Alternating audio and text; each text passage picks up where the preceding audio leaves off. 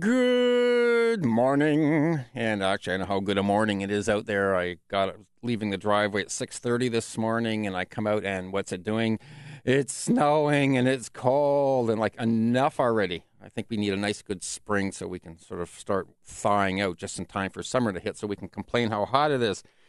Anyways, welcome to the Home Improvement Show. Lines are wide open, so if you have questions and you don't want to wait for 2 hours to talk to me, then call right now. Phone number is 416-872-1010. Long distance, 1-877-518-5151. You can text me at 71010, or if you're on your cell phone, it's star talk, star 8255. I do have a guest who I'll introduce shortly. It's my buddy George Cabral from JAGG Enterprises, who does basement waterproofing. So if you have any waterproofing questions, you want to jump on early to talk to him, this is the time to do it. And again, for those of you who still, I've been doing this for almost, it'll be 14 years this May, and I'm still getting tons of calls of people who want to sort of jump the queue and get their questions answered off the air. I regret that I do not answer those questions. I will not return those phone calls. This is your opportunity to get any of your questions answered.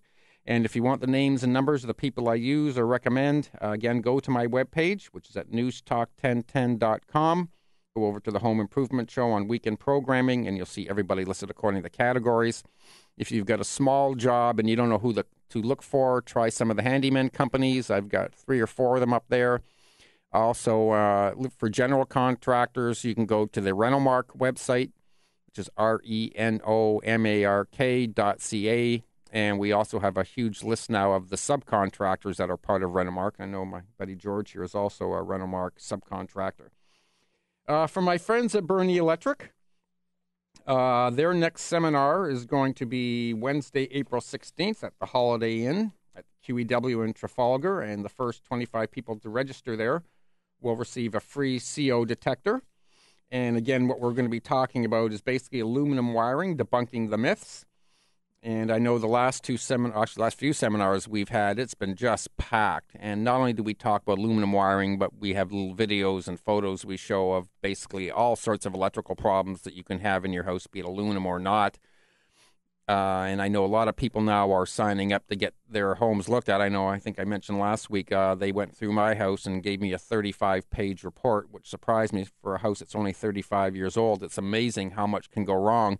Just like your average car, most cars, people are trading them after 10 years because they're falling apart. So why would your house be any different?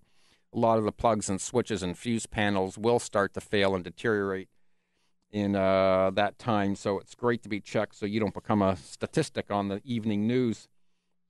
Also, April is Electrical Safety Month in Ontario.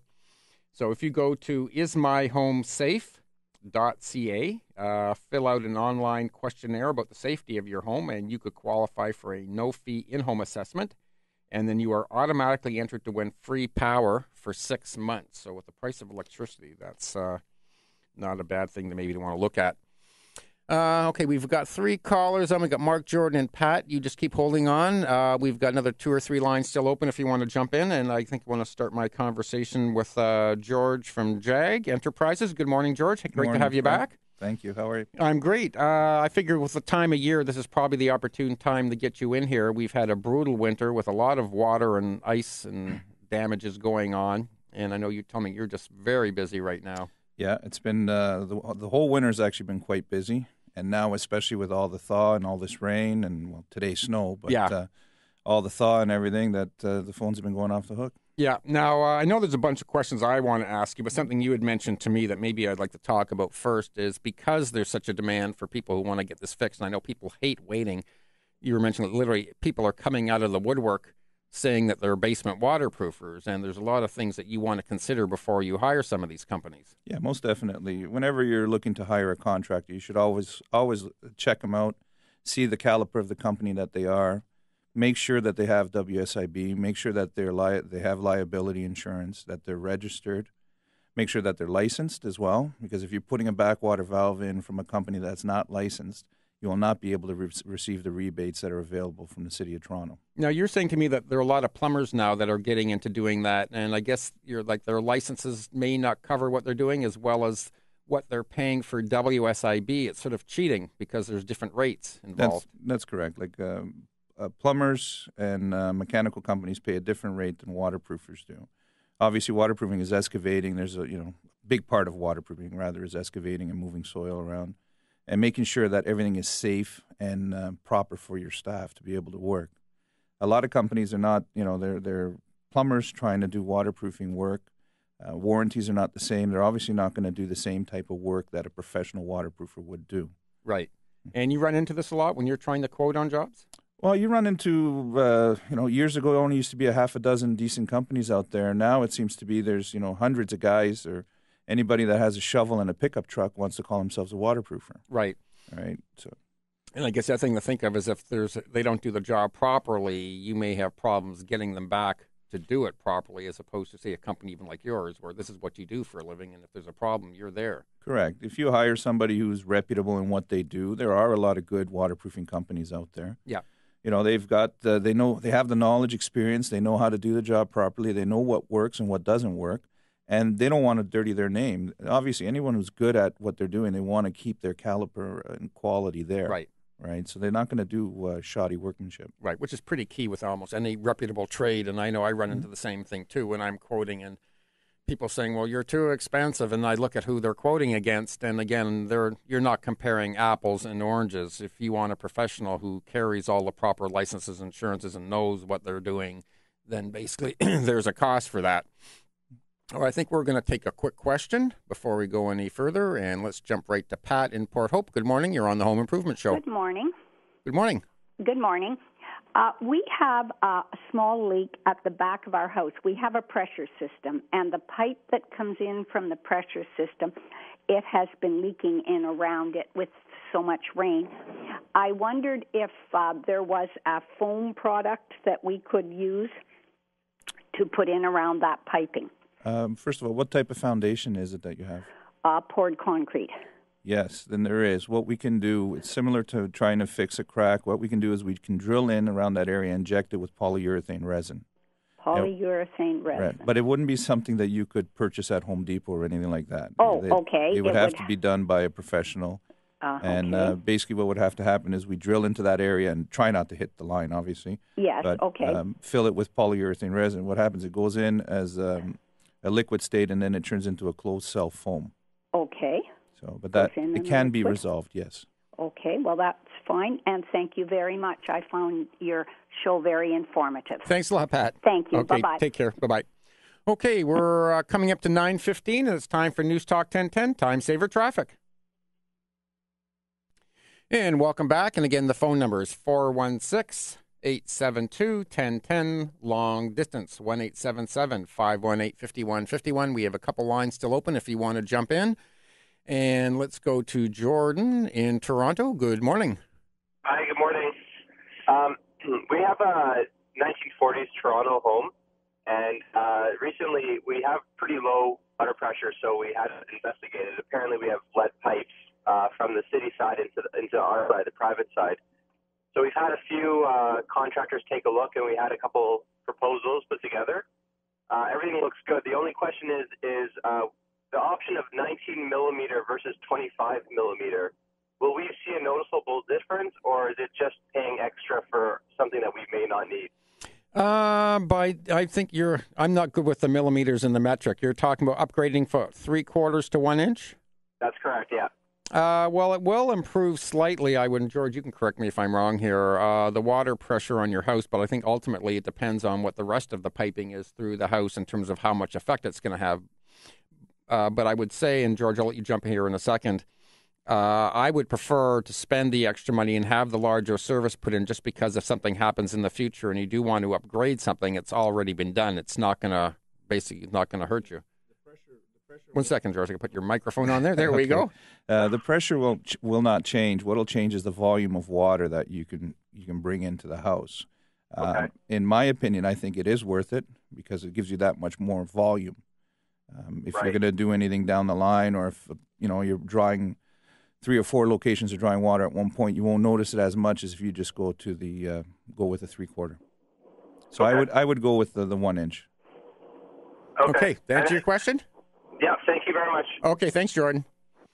Actually, before I get to some of these extra callers, something I just want to talk about here with you, George. Let's talk about the backflow preventers, because obviously this is becoming the thing for people to do. And with all the floods we've been having through Mississauga and Toronto and Etobicoke and everywhere else, more and more people are wanting these put in. And I'm surprised the insurance companies haven't been pushing for this a lot more than they have as well. They actually are. There's a lot of people that are getting notices from their insurance companies. Are they? Yeah. Right. Anyone who's had, and again, every company is different, every municipality is different, but especially in Etobicoke, there have been a lot of people that have been receiving notices from their insurance companies that that they have to put in a backwater valve. Right. In respect to the backwater valves, it's a great thing to install in a house. We obviously know that the City of Toronto and Mississauga, Etobicoke, there's a lot of areas that are having problems with the sewer and storm lines. So installing a backwater valve is your protection to not allowing anything coming back into your system. And basically, it's just a valve that gets installed on your sewer line that closes in case any sewage comes back into the house. Now, I've been getting a lot of people saying, well, what happens, I guess, if that water is outside and it can't get inside? Is it going to do any damage on the outside of the house because that water is now backing up at that point? As long as the valve is installed properly and it's closing where it should close and not connected to anything on the interior, right. It is good. What's happening now as well is, and I've had, I think, a dozen of them this week that I've talked to that have said, well, they never had a sewer backup, but 2 or 3 houses beside them have, and they're all getting their valves installed. Right. So what's going to happen now if their valves shut down? So if their valves close, it's going to back up the system, obviously. Yeah. And that person who's never had a problem before is now going to have sewage in his basement. Right. Now, I know some houses have 2 separate lines. You've got the sewage and you've got, I guess, the water runoff. Correct. If you have a dual system, what they call a dual system, that means you would have the storm and the sanitary line. Right. And that basically, your storm handles all the rainwater from around your house, the weeping tile. And your storm handles all the bathroom, your favorite toilet questions. That's where it goes. Yes. So, anyways, that's where it would go. If you do have both lines, you are eligible in the City of Toronto to install backwater valves on both lines, and they will. The subsidy applies for both valves. Okay, I know I'm going to be late for our break here, but just very quickly, how do you know if you've got 1 or 2 lines? Generally, if you have 2 cleanouts in the basement, depending on, again, where the area is, if you're downtown Toronto, older areas, they usually don't. They have what's called a common line. Okay, great. Thank you. It's now 9:20. I'm Frank Cohn, and you've been listening to the Home Improvement Show. And now I'd like to talk about my favorite place to go shopping, Tubbs, the ultimate bath store. Tubbs has 5 enormous large showrooms, and they boast the best selection in the city. They have a very high level of personalized service. They have I can't even talk this morning. They have professional designers on staff to design the space. And they have what I like is their Vita line of products that truly set them apart from everybody else. Basically, they're getting all the top manufacturers to custom make strictly for them a whole line of different products, from bathtubs to sinks to faucets. I mean, you name it, they're carrying it. And because they're doing that, they're avoiding the middleman, so they can sell the stuff at a fraction of what they used to sell it for. And basically, with most of the Vita products, they're all in stock. I know they usually stock something like 1,600 vanities. They've got something like 700 tubs. And with their Vita brand, basically 90% of the stuff that they're showing, they do have in stock. They've also got a huge selection of tiles and good quality porcelain tiles. I think they've got on special now from just a little over $2 a square foot. So when you're designing your bathroom or kitchen, it's well worth you going into one of their nice showrooms and checking out all the different products they have. If you want to get more information on their locations and their times and their products, you can go right to their website. You can go to tubbs.com and tell them Frank sent you. And welcome back. This is the Home Improvement Show. Again, the number is 416-872-1010. Long distance, 1-877-518-5151. And I've got George Cabral here from JAGG Enterprises, who does basement waterproofing. So if you have any questions for him, this is time to call. And let's go next to Tom in Mississauga. Good morning. You're on the Home Improvement Show. Morning, Tom. Hello, Frank. We have a hole that's just developed on the left-hand side of our driveway, and we just wondered, there could be a number of things that have caused it, and we're wondering what kind of person would we call to look at this? That's a good question, because it could be anything just from natural settling to a broken water main under there. It's kind of all over the roadmap. You may have to wait and do what those guys who did at the Corvette Museum in the States and just wait till all your cars just sort of sink out of sight about 20 feet down, and then you'll know what caused the problem.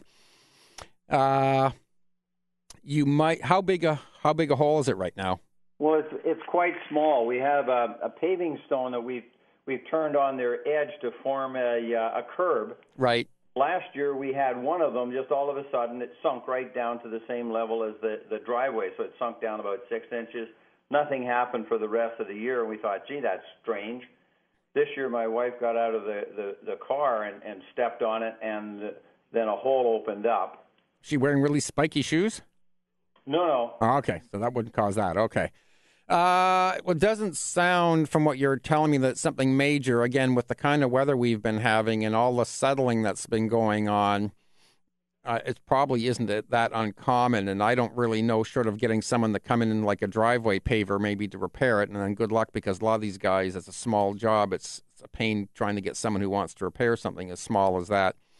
But you may just want to keep your eye on it for a while. And George is waving at me, so maybe he's got a better answer. I just have a quick question. Oh, good. Let me put your microphone on. There we go. That helps, yeah. Yeah. I have a quick question. Is it down close to the city line, or is it further up closer to your garage? It's further up, closer to our home. Okay. Then Is it on a spot in the driveway where you normally park your car?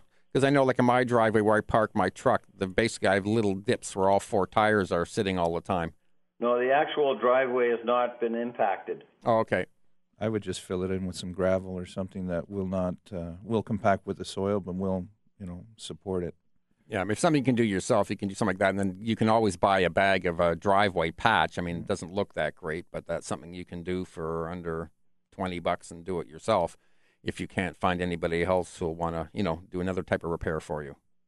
Yeah, so it's just off to the side. It's not going to affect our pavement. So, right. No, we're more concerned about what may have caused it than the repair. Yeah, my first guess from this one is just all the water and the weather we've been having. You've seen what's been happening to our highways with all the potholes, and our driveways are no different with all the contraction, the expansion, the settling. So you just want to monitor it, and if it gets a lot worse, like you start getting a really big hole, then maybe at that point I'd call the city. Okay, we have to leave it at that, and let's go to Ray in Toronto. Good morning. You're on the Home Improvement Show. Hello. Hello, Ray. You're on. Hey, how are you? I'm great, thanks. I got an old roof, flat roof, about 1,100 square feet. I've been putting off for a long time. Right. And getting different quotes. Not quotes, I mean just saying. Most people came and said just go over the old one, but it's pretty old. Yeah. And then one guy says, no, you got to rip it out. So are the guys that want to go over being lazy, or is the new guy just trying to make more money? Maybe 6 of one, half dozen of the other. I'm a proponent of never going over anything, because if you go over it, if there's something that's going wrong underneath it, you're not going to solve that problem, and chances are the new roof won't last as long as it should because you've gone over an old product. So I always like to go back, in your case, back to the original roof deck, and that way if there's any rotten plywood or boards there, they can fix it. Sometimes if you don't have a lot of insulation in your flat roof, sometimes, and we've done this with a few houses, rather than having to rip all the drywall off from the inside, we peel all the plywood off the roof, have them come in and re-insulate the attic or that little space there, and then put down new plywood and then re-roof it. And that way you can kind of kill 2 birds with 1 stone. Typically, though, with a flat roof, is there an attic? I don't know if there's No, I'm sorry, not an attic. There's basically, you've got a space. So basically, if you've got, say, 2x8s running across or 2x10s, depending on how old the house is, the insulation in there may be either A, non-existent, or B, might be very, very old and not very effective. So in that case, again, if you want to add insulation, once they strip the roof off and take the roof deck off, then it's exposed. So whether you do, say, something like the foam, which will seal it up nice and tight. So not only will you get a new roof, but you'll also have all that re-insulated, which will save you a lot of money on your heating and cooling costs. Okay, sounds good. Thanks. Okay, good luck, Ray. Take care. Bye-bye. Okay, we're at 9:30, and again, it's time for News Talk 1010, Time Saver Traffic. Welcome back, and it's 9:35, and we have a special guest on. I have George Cabral from JAGG Enterprises, who's here to answer all your questions about basement waterproofing. And we've got Gloria, Bill, William, and Steve on hold. We've got a couple lines still open if you want to jump in. And before we get to you guys, just ask another quick question of George here. We get questions from people about waterproofing basements, and depending upon what your foundation is made from, there are different methods. So why don't we talk about concrete, because it used to be the day that you had to dig, but I mean, I've been finding that you guys have been great without having to dig and doing all the repairs from inside. That's right. A concrete foundation, if it's leaking, if it's a specific location, for example, a crack or a rod hole, we can just address that specific location by injecting it from inside. Now, there's two different methods, because depending on what type of crack in it. Yeah, if it's what we do is called a high-pressure injection system. So if it's, for example, a structural crack, or what we would consider structural, meaning a crack that's, an 1/8 to a 1/4 inch wide, has some shift. What we would do is we would repair it with high-strength structural epoxy. And basically what it does is it pins the wall together. The epoxies that we use to inject structural cracks is about 100 times stronger than the concrete itself. So what happens is it basically bonds everything back together and doesn't allow any movement. The other system is the polyurethane resin injection, which is better for waterproofing, but it has no structural integrity. So it doesn't allow any bonding it allows bonding. It doesn't allow any structure into it. It's just better for waterproofing. Okay. And so usually if it's a poured concrete foundation, we can address it by injecting it. There are times, and we're running into a lot of 50, 60-year-old poured foundations that are starting to fail because of the weeping systems. So we are actually digging quite a few of them as well. Okay. And in terms of cost to fix a crack on the inside, what's sort of a ballpark on that? Usually around $500 to $600 is the average. Mm-hmm. Again, pending. Every situation is different, Sure. But usually around that mark is the average for an injection. Right. Structural epoxies are a little bit more. They're usually closer to around $600. Okay. And again, pending. If a crack is a 1/2 inch wide, Right, and it's going to take several gallons of material, then obviously the price changes. right. Now, I usually recommend to anybody who's getting a basement, finished, to get someone in like George to inspect the basement prior to doing it, because I know you just did a job for me, and we initially found, I think, 2 or 3 cracks, and you came over and found a whole bunch more. So basically, George was there for, I guess, his crew for a full day and did all the repair work for me, so now we can finish it and rest assured that we're not going to have any problems, hopefully. Mm-hmm. Okay, let's jump back to callers. We got Steve and Curtis. Good morning, Steve. You're on the Home Improvement Show. Good morning, Frank. I'm just a quick question about vapor barrier in a basement. Recently purchased a new construction home, mm-hmm. and it is full height insulation right in the basement, and there has been tuck tape throughout the basement, but none on the vapor barrier up into the header.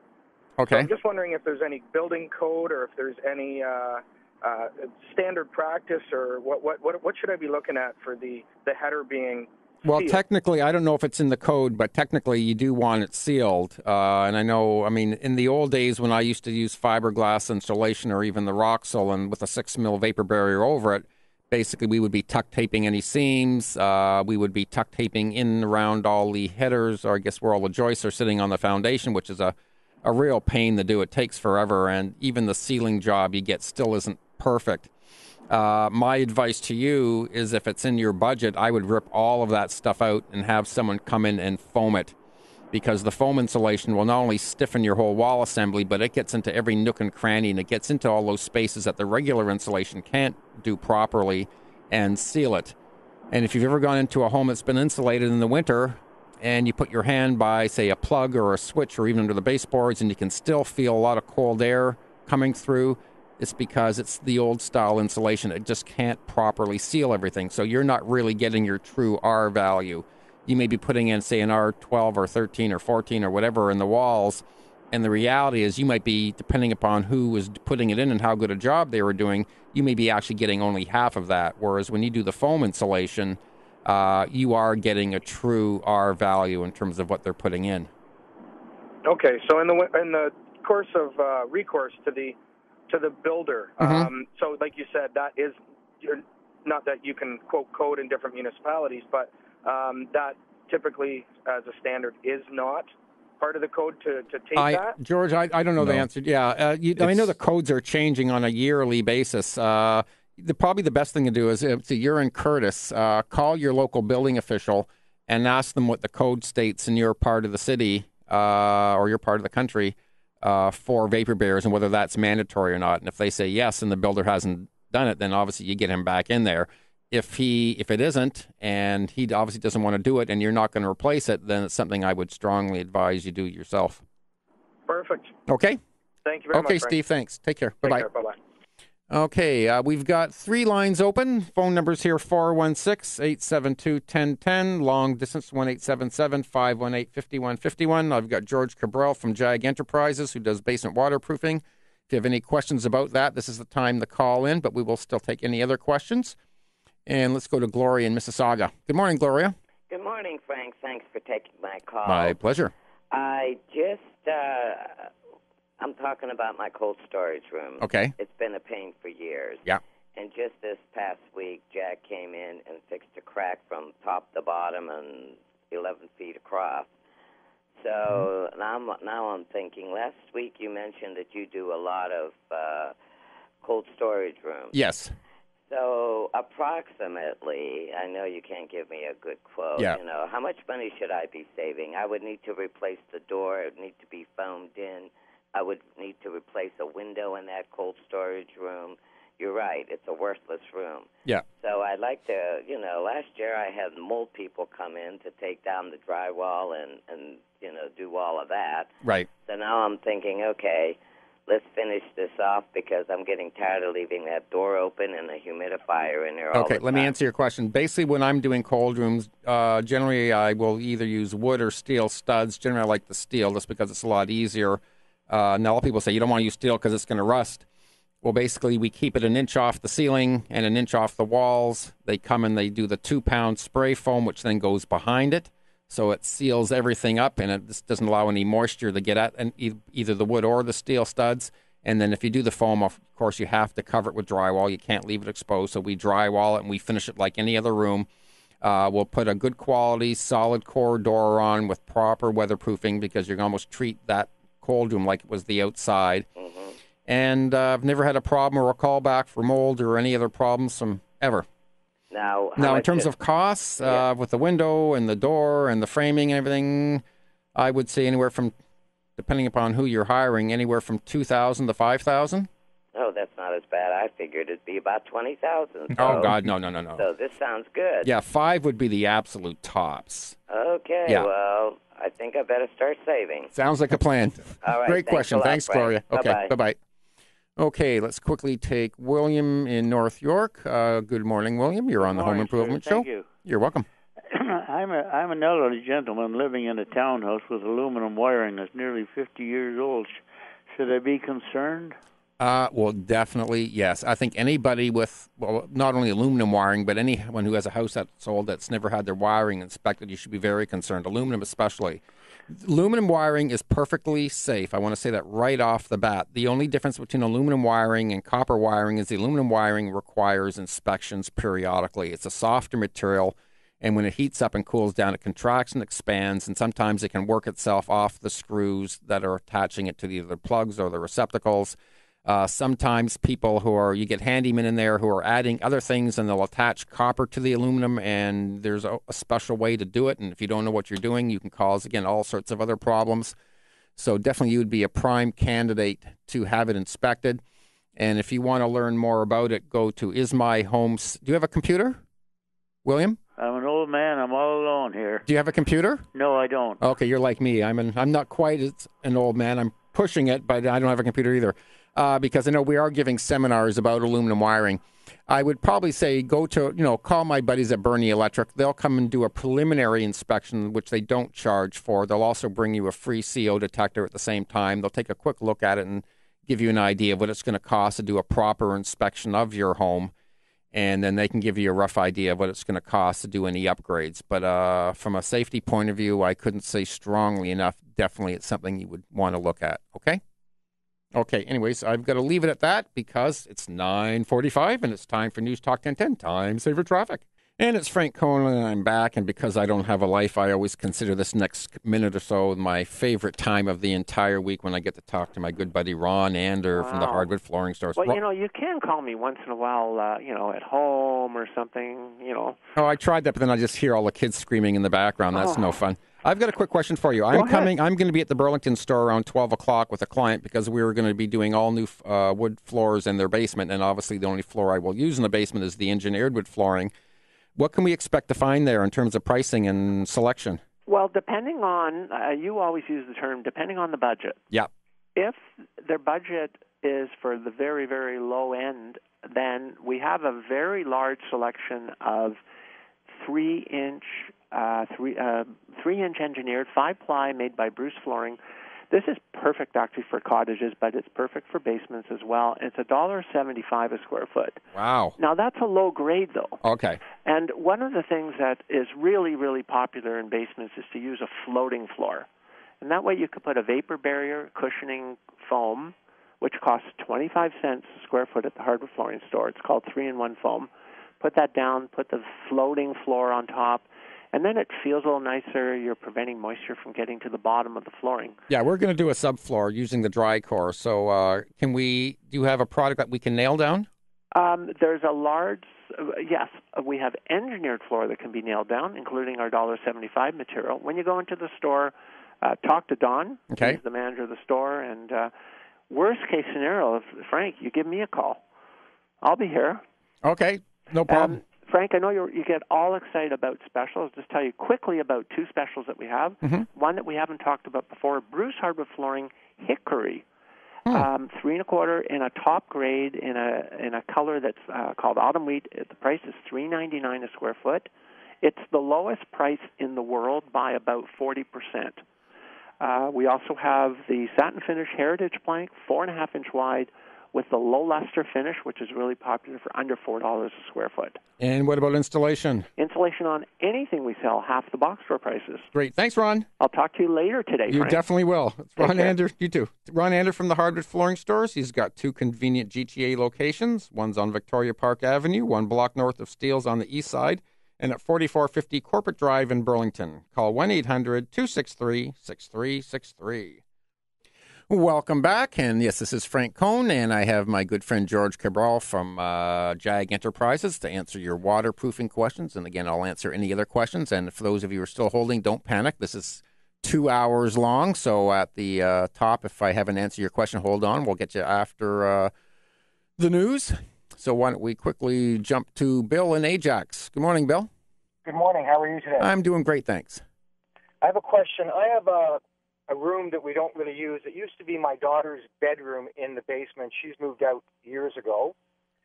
And I'm finding, looks like mold in certain areas near the base, at the very bottom, near the baseboards. So I cut open a few sections.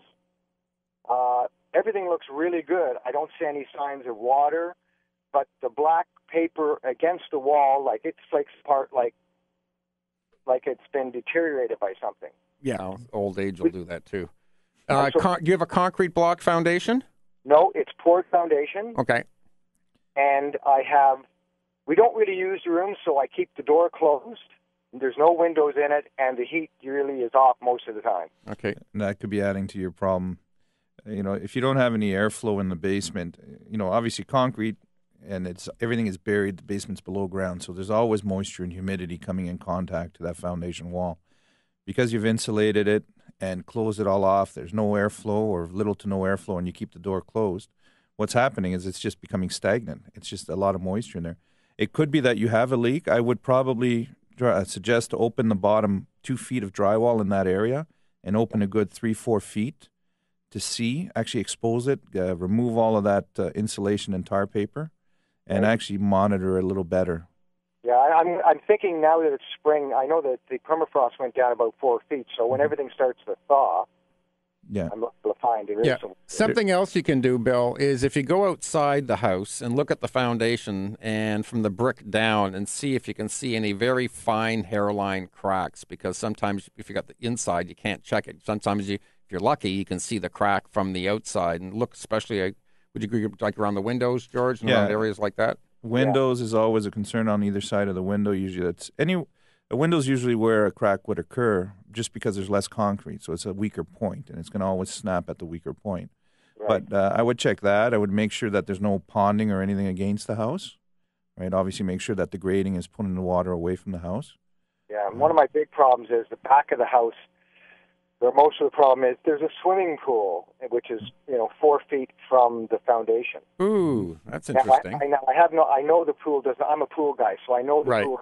I know the pool is not leaking. Okay. I know that's not the problem, but even if I had to dig, it would really be a concern. Right. Well, if you've got poured concrete, if you find there is a crack or something, that's something that George could do from the inside. Do you go to Ajax, George? Yes, we do. Okay. So if you get really stuck, you can give George a call. George, thanks, Bill. Why don't you give out your name and your phone numbers and your website right now? Yeah, the company's JAGG Enterprises. Our main number is 905-838-5244, or in Toronto area, 416-656-2225. Okay, and again, if you don't get the numbers, you can go to my website, go to newstalk1010.com, go over to the weekend programming, to the home improvement show, and you'll find George's name there as well. Okay, so who do we have coming up next? I think we've got Deborah in Mississauga. Good morning, Deborah. You're on the home improvement show. Yes, hello. Hello. I live in a condominium. Muzzle tough. And we have laminate flooring and carpet. Okay. That we wish to remove. Right. We have concrete underneath, and I'd like you to advise what would be the best wood flooring to apply. Well, again, from a resale point of view, and in terms of just what it looks like, I do not like laminate. I don't like imitation anything. I would probably suggest, if you want the wood look, to go to engineered wood flooring. Engineered? Yeah, because basically, instead of having a picture of wood on top, you actually have real wood on top. Now, depending on what you spend, the thickness of that wood veneer on top will be, thinner or thicker. But at least it gives you the A, you've got real wood showing, and B, God forbid, you damage a section, you've got to resand the floors, you can refinish them without having to rip the whole thing out. And from a resale point of view, it's also going to look a lot better, and you'll get more of your money back. Because I know if you watch all the home improvement shows, every time someone's going to look at a house and they see laminate flooring, they have a bit of a fit because no one seems to like it. Everyone seems to install it, but when they're buying a house, they don't want it. What do you think of bamboo flooring? I've got bamboo in my house. However, my buddy Ron from the home improvement stores, from the hardwood flooring stores, he was telling me that the quality of the bamboo that we're getting now isn't as good as, say, what I was buying when I put mine down about 10, 15 years ago. Oh. Also, it may be a little bit more difficult to install. I know I like the bamboo floors, so I guess if you're going to source it, you want to make sure you're good at getting a better quality. And again, I would probably call Ron to see. I don't know. He used to stock it. Whether he can recommend someone who can supply it for you. But if not, again, there's lots of beautiful looking engineered wood floors. I know Ron says he's got some specials on now, going as low as something like $1.75 or $1.80 a square foot. So, okay. And they'll supply it and install it for you. Okay. I'm going to have to leave it there because we're ending the first hour. Thank you for your call, Deborah. Coming up next is more of the Home Improvement Show, so stay tuned. Yes, welcome back to Hour 2 of the Home Improvement Show, and I'm kind of liking these 2 hours. It gives me much more time to go into things much more thoroughly, and I don't know how much longer they'll keep me on for 2 hours, but we got to make the most of it while I still have that luxury. So we've got Sean, Stephen, Lynn, and Randy on hold, and I will get to you in a minute, and we have a couple lines still open if you want to jump in with your home improvement question. And again, I've got George Cabral from JAGG Enterprises here to answer your basement waterproofing questions. And George, one thing I want to talk to you about, because I think in terms of complaints that we've gotten about people who are doing excavating for foundations, probably the biggest pain, and I don't know if there's a 100% solution to it, is the settling of the dirt afterwards and how you handle it, especially if you've got a driveway there or someone's had a walkway there. And is there any real good solution to that? Yeah, there is. If it's in a walkway or a driveway and people don't want to wait for it to settle, what we do is we actually excavate it, remove and dispose of all the fill. So basically in the process of working, we take everything away, get in, do the waterproofing, and new weeping system and everything, and then we fill the whole area with three-quarter clear gravel. Right. And basically what that does is it allows everything to go in right away. You don't have to wait for any settlement. You can put your driveways back together right away. And usually if it's at a front entrance of a house or a driveway, we do that. Depending, again, though, it's cost. Yeah, I'm just going to mention that because sometimes people say there's a big difference in costs. And for someone who wants that, what I would call almost immediate gratification, there's a price because obviously it costs you to haul that stuff away and to bring other stuff in and do all the extra work. Yeah, every bin, it's basically, it doesn't take long to fill a 14-yard bin of soil when you're excavating the side of a house. Right. So, and basically that all has to get disposed, and then obviously gravel has to either come in by our trucks or stone slingers. Right.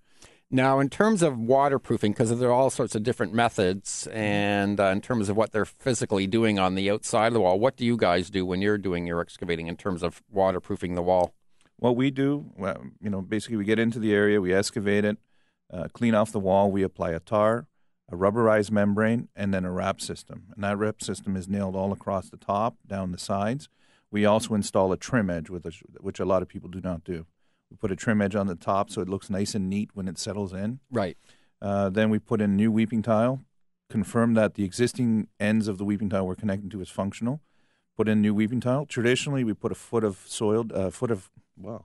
I'm getting tongue-tied today. You're getting my mouth here. I'm used to this 2 hours. Yeah. But then we would put in a foot of gravel down at the bottom and then put the soil on the repaired area. Right. Now, when you're doing foundations with concrete block, I know I've had, you do, some of them say they have a leak on one side, you fix one side, then they're complaining that the water's coming in somewhere else. So I guess homes, especially the ones with the concrete blocks, which are hollow, are more of a challenge, and that sometimes in reality you should be almost doing the entire house. Yeah, generally, if it's a block foundation, and again, every house is different. Every situation that we come into is different as well. Generally, what we would do is we look at the situation. If it's one side of the house that's leaking, and the people are telling me that we've never had any other issues on the other side or anywhere else, then we could address just that specific location. Always have to encapsulate a larger area when it's blocked. So if there's a 5-foot area of wall that's showing, you want to get at least 5 to 10 feet on either side of it. Right. Now, I know when I've been doing basements, if I'm going to finish them where they've got concrete block, generally I don't like doing them unless they've done the whole house, because I've run into one problem where, yes, we did this a few years ago. We go and finish the basement, and then a year later we're getting a call because all of a sudden they've got a problem somewhere else. Now, I've been telling people ballpark prices in terms of basement waterproofing, and I've been quoting them sort of a mid-range is about $5,000 per side of a house. Am I still if on it's track a small with that? if it's a small bungalow or something or house, yes. The problem with waterproofing is obviously you have to remove everything that's in the way. So if there's fancy walkways, concrete, interlocking, depending on what it is, all of that has to get out of the way first before we can do anything. It could be $5,000 a side. It could be $25,000 a side. It all depends on what's in the way, how difficult it is. Can we even get in there? Right. We have to move the soil, because a lot of times what's happening, not a lot of area between some houses where you actually have to physically move all the soil away to be able to work. Right. That obviously, it's all labor intensive. Adds a cost. Great. Yep. Okay. Don't want to keep these people waiting any longer, or you've been very patient. Sean in Mississauga, thank you for holding. You're on the Home Improvement Show. Hi, Frank and George. Thanks for taking my call. And I've got a question regarding your spray foam insulation. Okay. Will that protect you to some extent from a little bit of water infiltration from the outside coming in? I wouldn't recommend that to do it. It probably George is sort of shaking his head. What do you think? If there's a little bit of effervescence that has shown up, I'm just wondering if that's a concern, if you should put it on there. It's hard to say. They say that there is some waterproofing properties to that spray foam. I don't know. I don't think it is, personally. But yeah, I know the 2-pound is more likely to repel the water than the 1/2 pound, the open cell foam. It's more likely to absorb it. Generally, again, if you've got a house and it's showing the efflorescence on it, it means you've got moisture in there. And basically what that is, it's almost like the salts in the cement and the mortar are washing out, which is what causes that.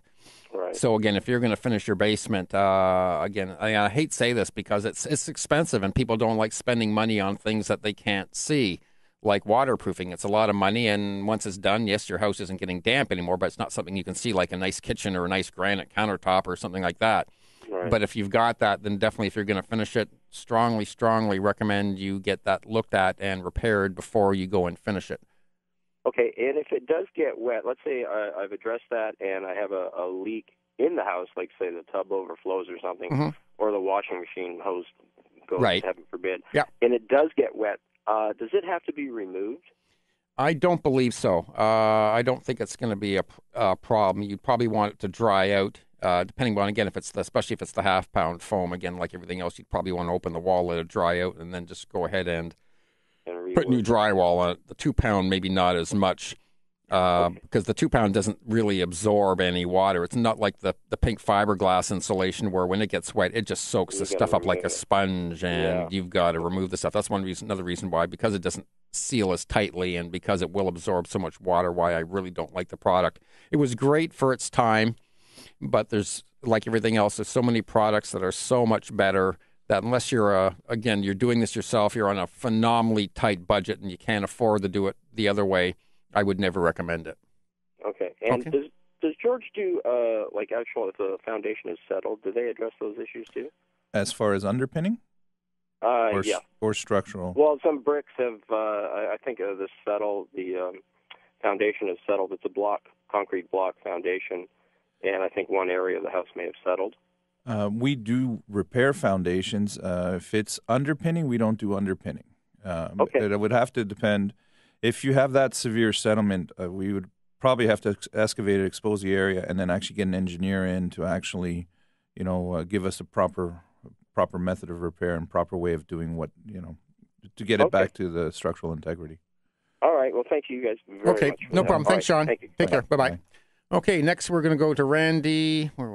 Push the right button. Randy in Pickering. Good morning. You're on the Home Improvement Show. Good morning, Frank. I have a problem with tree roots. I have a maple tree in my backyard. My neighbor has a maple tree beside his pool. Yeah, they're terrible for roots. And the roots are along the surface, and they're starting to encroach on the foundation of our house. Yep. Now, do I, take an axe and start chopping, or do I get JAGG in with their backhoe to kind of rip them out there give a little space? We've been known to do that. When we're excavating around the foundation, whatever is there has to go. So. But would I do this as sort of a preventative measure before I end up with problems with my foundation? You may want to get an arborist in there before you start hacking away at roots, because you could potentially kill the tree. Oh, that's too bad. Well, there's also that. That may be the way you get rid of it, because I know with the bylaws, if the city's over the trunk is over a certain diameter, that you're not allowed to cut it down without going through all sorts of permits and everything else. Mm-hmm. What I'd be more concerned about is if you're seeing all these roots at the surface, those roots are obviously getting down into the weeping system as well. Mm-hmm. And what will happen is basically they get into that weeping system. It's always a wet, damp spot, and they just flourish. They just fill that weeper in no time. Or again, in some circumstances, you may want to look at if it's possible, replace or just getting rid of the tree if they'll let you do it. Yeah, no. That would be the last option, I think, trying to get my neighbor to cut his tree down. Oh, yeah, because I know there are a lot of maples that grow from basically right from the keys, because I know both my neighbors and myself, every year I see new maple trees coming up. And when I moved in 25 years ago, these things were 2 feet tall. They're now 30 feet tall, and they're monster trees. And we've been having to take a lot of these out because they have been getting at the foundations. So it's something you have to look at. And if your neighbor's trees are encroaching on yours with the roots, you may have to have a little conversation with him. But I think probably the first thing to do is get an arborist in there to take a look at it. And because I'm guessing they may have ways of doing something with the roots that won't kill a tree in case you don't want to kill it. And I'm not a big lover of taking trees out for any reason if you can avoid it. I know my neighbor's tree is kind of a small. It's limited in how tall it grows of the whatever kind of maple tree. Yeah, Randy, I'm sorry. I'm going to have to interrupt you because I've gone over time here and we're way late for traffic. But thank you for your call. And it's now 10:16, and it's time for News Talk 1010, Time Saver Traffic. Welcome back. It's 10:17, and we've got a couple lines still open here. If you want to jump in, phone number is 416-872-1010, or long distance, 1-877-518-5151. And let's go to Lynn in Toronto. Good morning, Lynn. You're on the Home Improvement Show. Hi, Frank. Hi, George. We're currently getting estimates to have waterproofing and a backflow valve installed in the home. Okay. And we've been told that you can install the backflow valve in the home or outside at the I guess, the piping. I'm wondering which one would be better or safest, I guess. Are you digging the on where the sewer line comes into the house? Are you digging on the exterior of that area? Is that part of where the waterproofing is being done? No, the waterproofing is being done on the back of the home and on the far side of the home. Okay. But we had the flood last summer, so we were told the backflow valve would be a good idea. Most definitely. But either, dig in the home at where I guess where the water, the water meter is, where the pipe comes in, or dig outside where it comes in from the city. Okay. Well, they're both mainline backwater valves. Yes. That's the ones that have to be installed for the City of Toronto. Right. The difference is if you're installing the one outside, what you're doing is you're stopping the water at that point. You're not even allowing it to get into your house. Okay. The benefit to it is obviously you're stopping it outside. The other benefit to it is by putting the clean outs on the outside, in case you ever have an issue with your sewer line inside the house or on the road, they don't need to come inside your house and try to snake it or camera it. They can actually do it right from the clean outs on the outside. Okay. So the backwater valve outside is better. It is more costly. Right. Because inside it involves obviously breaking the floor, excavating down, installing the backwater valve. You have to wait to get it inspected. Traditionally, that delays another day, so you have this hole open in your basement for an extra day. And it is better if you have the option and you can afford to do it. I would recommend to do it from outside. Okay. And if we were to do it inside, if we currently have tile in there, if you guys were to come in, would you guys replace the tile, or is that? We would break out the tile to be able to do the work. If it's one or two tiles, we don't have a problem doing it, but traditionally, no. Because, okay. All right. That's more ceramic repair. Okay, good question, Lynn. I just learned something. I didn't know that these things were being done on the outside. I automatically assumed they're all being done from the inside. So even I learned something here. Okay, we're at 10:20. Yeah, I'm Frank Cohn, and you've been listening to the Home Improvement Show. Welcome back. And again, we've got a couple lines open here. If you want to jump in, the phone number is 416-872-1010, long distance 1-877-518-5151. And let's get right to Stephen in Oakville. Thank you for holding, Stephen. Good morning. How are you? Great, thank you.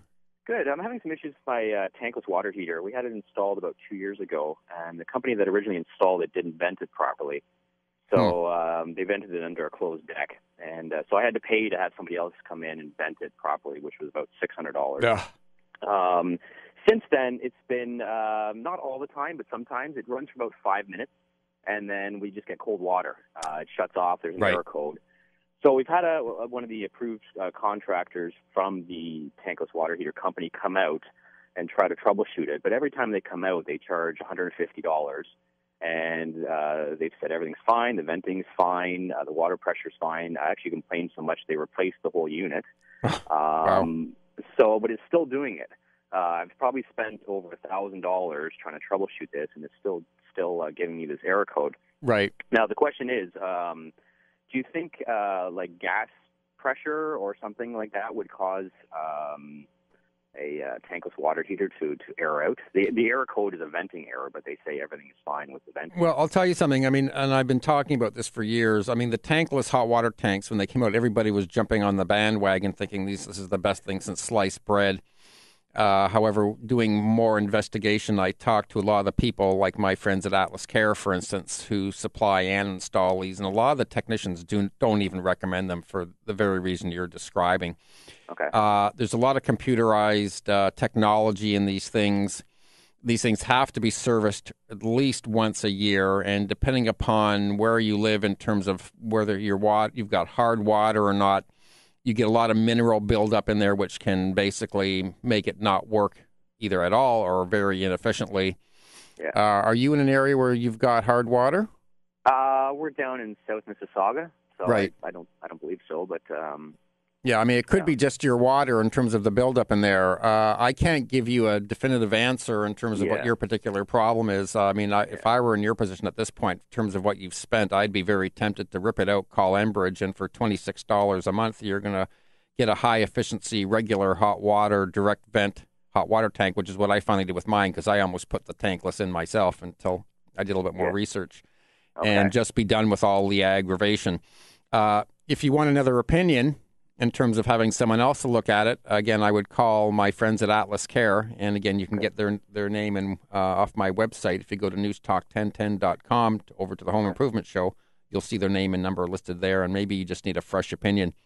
Okay, yeah, because I didn't think it was a buildup of minerals because it was a brand new unit, which makes me think it wasn't a buildup. So that's why I was sort of thinking maybe gas supply. Or it could be the manufacturer that you're using. Maybe, I don't know, in terms of, there's different manufacturers of these, in terms of maybe this particular manufacturer isn't making as good a product as maybe some of the other people. But obviously, I'm guessing it's a good manufacturer. Everybody said it's, it's one of the reputable ones. Okay. I don't want to name them just to flag them on air. But, no, that's fine. Okay, well, I'll give Atlas a call, and maybe we'll try it one more time, and then if not, I'll rip it out. Okay, and tell them that I sent you so that maybe they'll take you a little bit more seriously. Okay, perfect. Okay, Thank you, sir. Take care, Steve. Right, bye-bye. Bye-bye. Or they could say I called, and they'll say, who's Frank Cohn? I get that all the time. I say, tell them Frank Cohn sent you. And they say, they go to these places, and they say, I want this and this, and Frank Cohn sent me. Well, who's Frank Cohn? Very embarrassing. Like, they don't know me, Frank Cohn? Oh, well, I don't know who I am half the time either. Okay, let's go to Sarah in Oakville. Good morning, Sarah. You're on.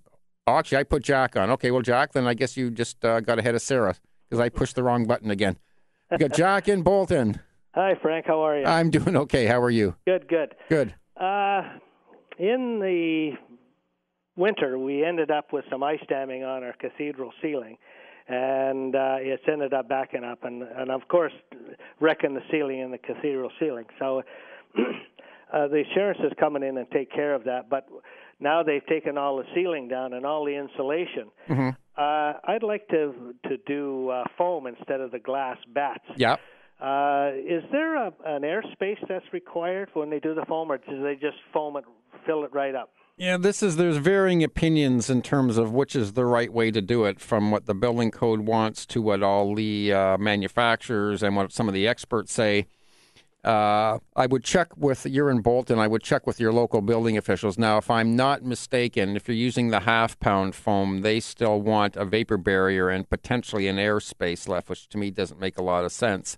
If you're going to use the 2-pound foam, my understanding is you don't need to leave an airspace or have that 6 mil plastic vapor barrier put on it afterwards. Mm-hmm.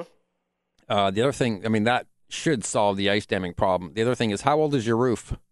The roof is 9 years old. 9 years old. Okay, so is it in reasonable shape? Yeah. All right, because my next suggestion was to strip the roof back and do 6 feet of ice and water shield. That way, if there is any ice damming in the future, that's going to solve that problem. Mm-hmm. Well, I could do that section of roof. Yeah, I was thinking of that as well. Yeah. Right. Depends how much money you get into. I mean, ideally, with when I'm doing vaulted ceilings, I like to foam things right in. And then, again, have my clients also do the roof, and again, a minimum of 6 feet nice water shield. That way I know there's not going to be any problems. Mm-hmm. The other thing to look at is the room itself, whether you're getting good air circulation in there as well, or whether all that heat is just sort of rising up and resting up there. Well, I have a large, the room is 15 by 20, and I have a large, big sort of industrial fan that keeps the air moving all the time. Okay, well, that's good. That's what I was going to suggest. Okay, so yeah. So give that a try. And if you need someone to do the foam work, you can either try my friends at Let It Rain or my other buddies at George Kent Home Improvements. They're both doing the foam insulation. And we're at 10:30, and at 10:30 we do News Talk 1010 Time Saver Traffic. Welcome back, and let's jump right back to the phones. Let's go to Sarah in Oakville, who I was supposed to talk to last. Let's see if I push the right button this time. Do we have you, Sarah? Hi. Hi, Sarah. How are you? Good. How are you? Very well, thank you. Good. I just have a question about caulking around your windows. Okay. Our house is about 15 years old, and we have quite the draft coming in, I feel anyways, in the winter. Right. And I know we need to get it done, but I have no idea. Do you pay someone to come out and do it? Can you do it on your own? What's the deal? Well, it depends in terms of how adventuresome you are and how high up a ladder you've got to go.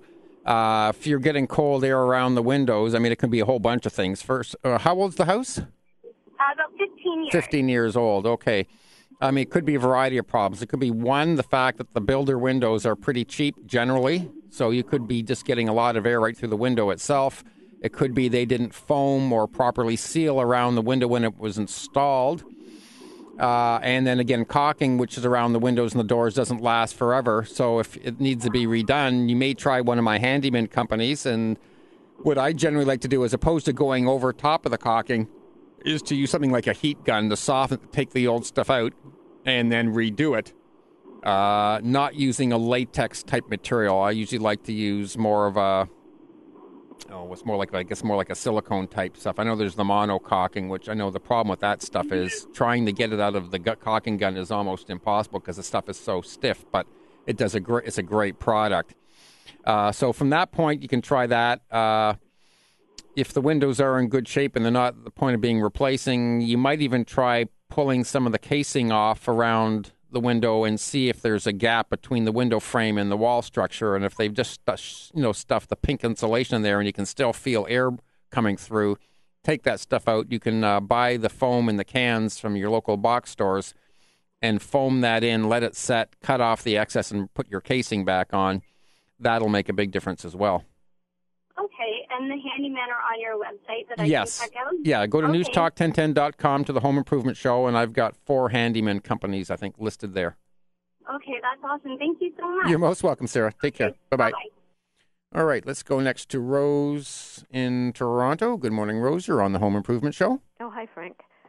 Our neighbor's going to put in a fence that will run down the length of our driveway. Okay. And over the years, I think the property line markers may have shifted. Mm-hmm. So to be fair to both of us, is there someone to contact who will verify the property lines? Well, what you can do, if you both have a copy of an updated survey, it should have the measurements right on the survey so you can figure that out.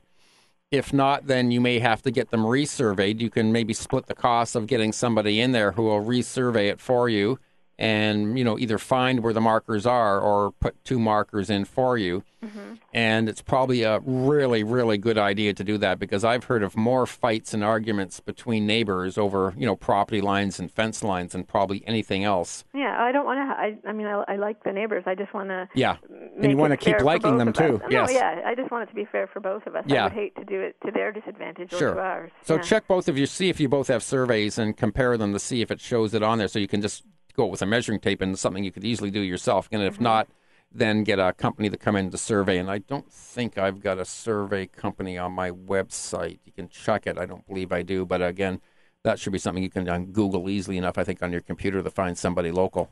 Oh, okay. Okay. Okay. Thanks a lot. Okay, Frank. you're welcome, Rose. Bye-bye. Bye-bye. Or she could probably also check with go to the billing department, the city, because sometimes they have copies of that as well. Okay, I want to go next to Tim in Toronto, who's got a waterproofing question. Good morning, Tim. You're on the Home Improvement Show.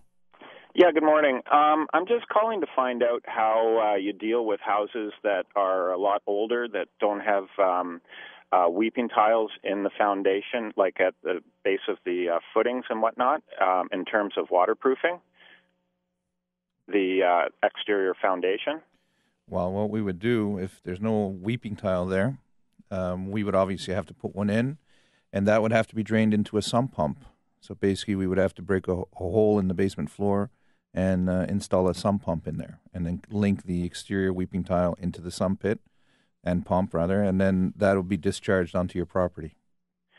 Okay, so basically then you would have to break a hole on the interior side of the basement at that area where the water was getting in, I take it then. Yes, but it's not that simple. You have to make sure that wherever you're putting the sump pump, that it has an area that can actually drain on your property.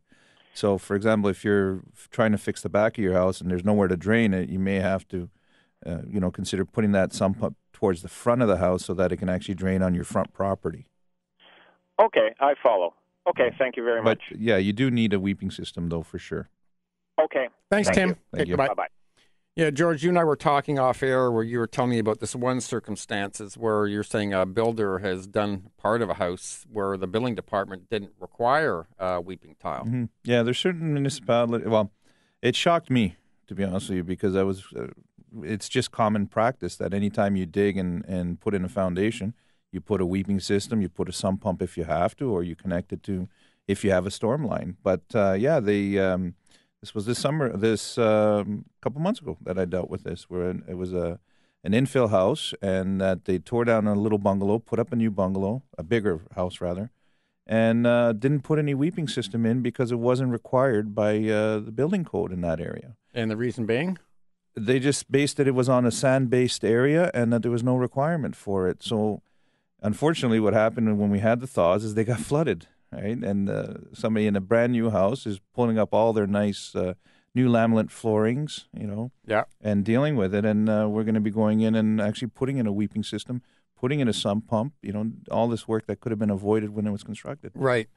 Yeah. Better safe than sorry. Mm-hmm. Just because you've got sandy soil, I guess as you were telling me, especially with this weather, the water table will go up and down, and what doesn't matter whether you've got gravel or sand or clay, that water table is going up, and if you don't have a way to get rid of the water, you're gonna have a flood. Okay, we've got Andrew and Danny on hold, and looking at the time, if I can maybe take one or two more additional calls. So if you have a question and you want to jump in right now, I can probably take that question. If not, then I'm just going to start talking, and we don't want me to do that. So let's go to Danny next in Toronto. Good morning, Danny. Good morning. Yeah, mine's just regarding asphalt shingles. My neighbor and I both had the roof done about 15 years ago. They're 25-year shingles, and they're both, actually his are probably curling more than mine because his is a darker shingle. He's got a black roof, and I got a brown roof. Right. And I noticed on the south side that they're really curling up more than on the north side, because I guess we have more sun exposure. But if the warranty says 25 years, and it's already 15 years and already curling, I don't understand what's... Yeah, you won't get 25 years out of them, and I don't want you to mention any names because I know there was a few manufacturers that I believe there was a lawsuit over because sometimes these shingles were failing in as little as 8 to 10 years. It was a common problem, and I think there's still a lot of homes out there with it.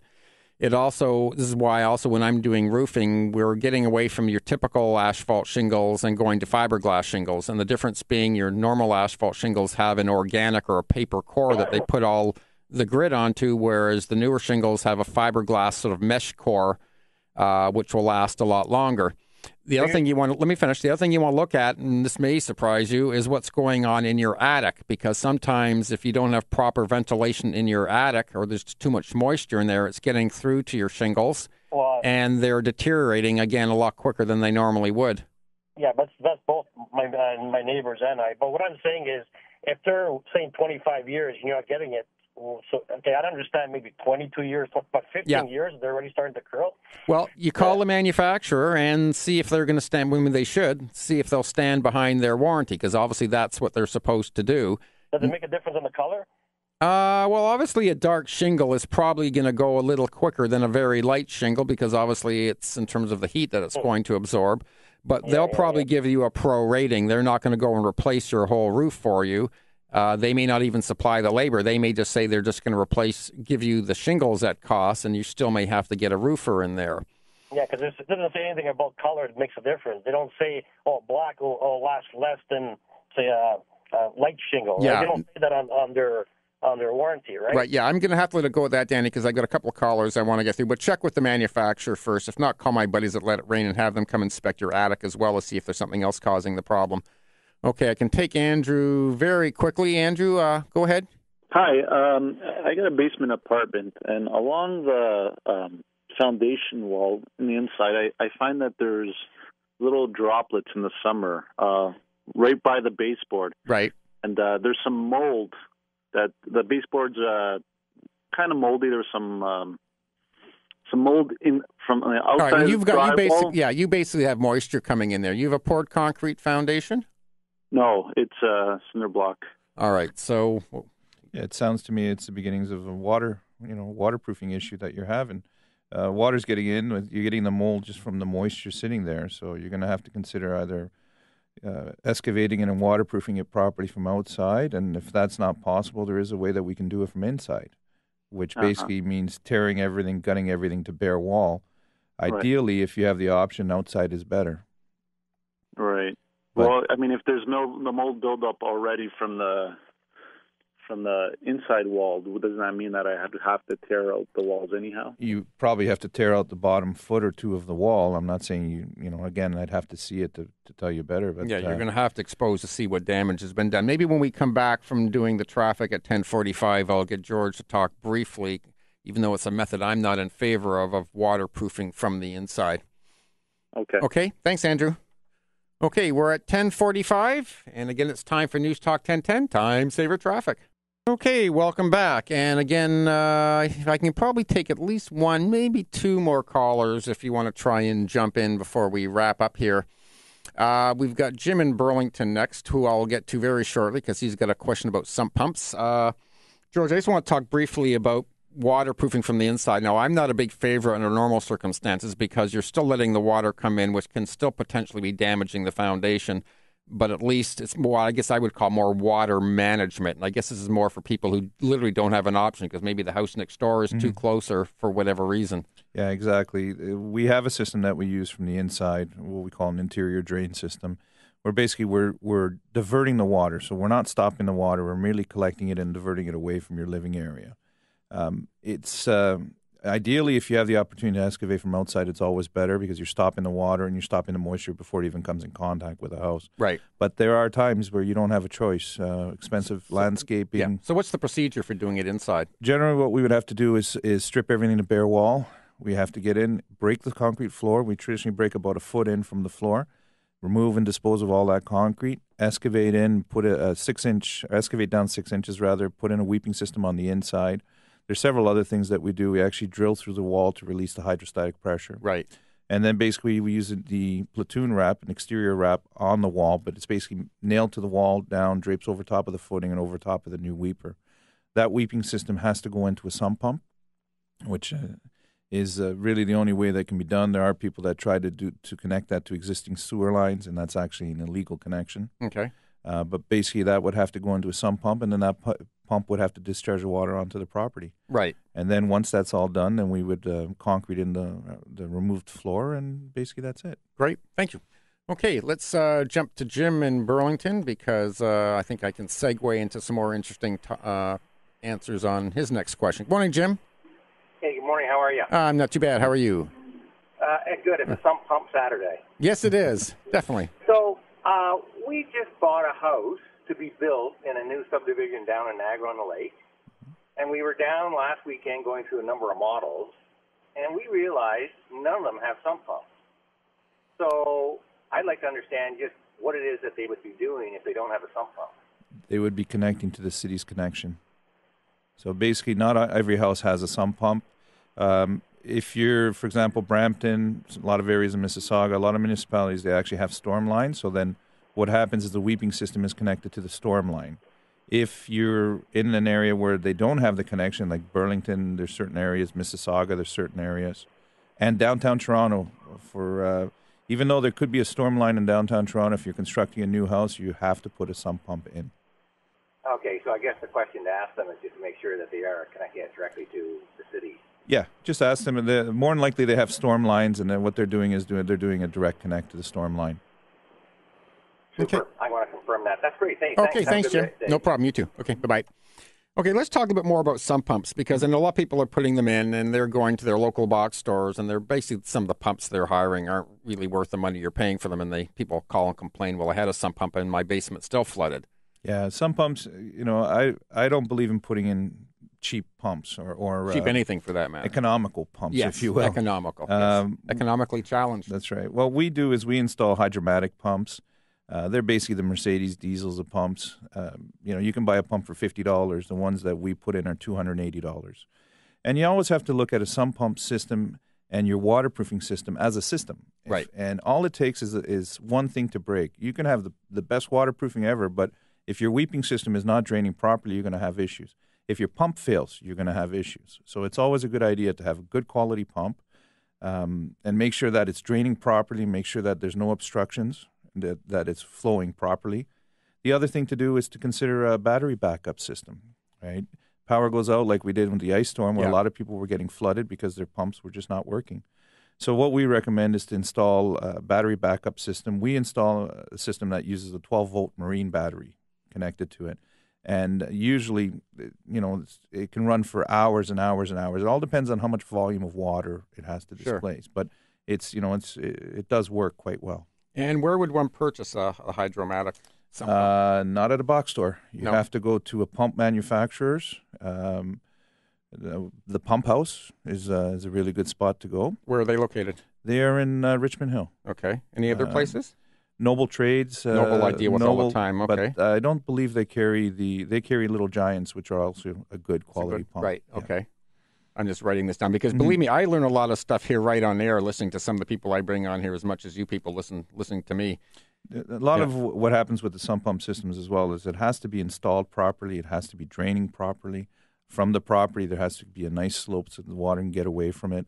Should have a good, just basically the whole general thing. You cannot just set up a sump pump and have it pumping 50 or 100 feet in a 1-inch line below ground, thinking that you're going to move the volume of water that you have to move. I've seen a lot of homes have sump pumps, and they're using either the 1.5 or sometimes 2-inch ABS from it. It goes up maybe to the top of the ceiling, which could be anywhere from 6 to 7 feet, and then it's running along the house another 30 some odd feet before it goes out.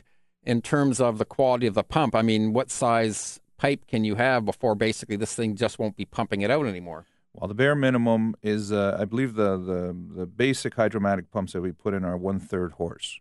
And they can pump something around, I think, 45 gallons a minute of water. Right. So, and we've had situations where people are in areas that are very wet where we've had to put in 2 and 3 sump pumps, right? And 2 and 3 pits. So that's a basis. And there's pumps that, I've installed that are over $1,000. Right. That you have to pump, hundreds of gallons of water a minute. Right. Right. And again, you consider what you're protecting, even a sump pump that you spend $1,000 on, if you're protecting your entire basement and all its contents, that's a pretty small price to have to pay. We've got about another 3 minutes here. So let's talk about there's subsidies, which is obviously very important because sometimes you can get some money to help you do some of this work. Correct. In the City of Toronto, there's subsidies for backwater valves and for sump pumps. So if we are waterproofing a house and there's a requirement to put in a sump pump, City of Toronto gives back a rebate of $1,750 for a sump pump. Okay. And basically, same thing with the backwater valves. There's subsidies that will give you $1,250 per backwater valve. And when I say per, going back to what we were talking about the last hour, if you have a sanitary and a storm line on your house, you are eligible to get a rebate on each one. Right. So you can get up to $2,500 on that. Basically, it's just a way that the City of Toronto rather is trying to help people because it is quite costly. Well, it costs the city, I'm sure, a lot of money with all the damage that goes on. So I guess this is probably a cheaper way for them to handle it. That's right. It is. It does help. It helps with the cost. And for example, like with when we're digging and we have to put in these backwater valves and the sump pumps, there's again, like we were talking about earlier, there's 2 different ways. There's also exterior and interior way of doing it. Right. Unfortunately, the city only rebates you $1,250. They don't care if you're doing it inside or out. Right.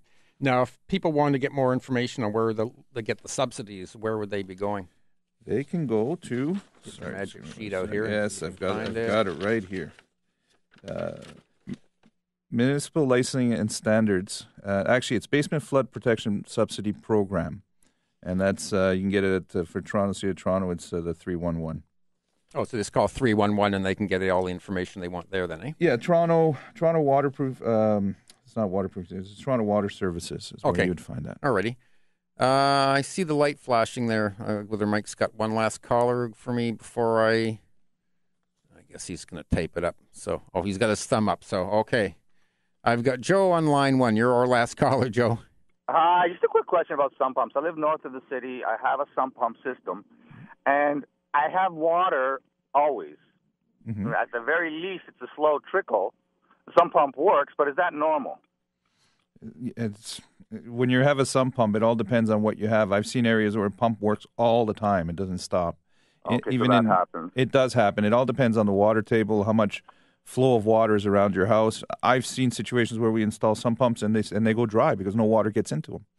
Or I've seen it as well as when your neighbor's house is a little bit lower, where his pump is doing all the work and yours is doing nothing.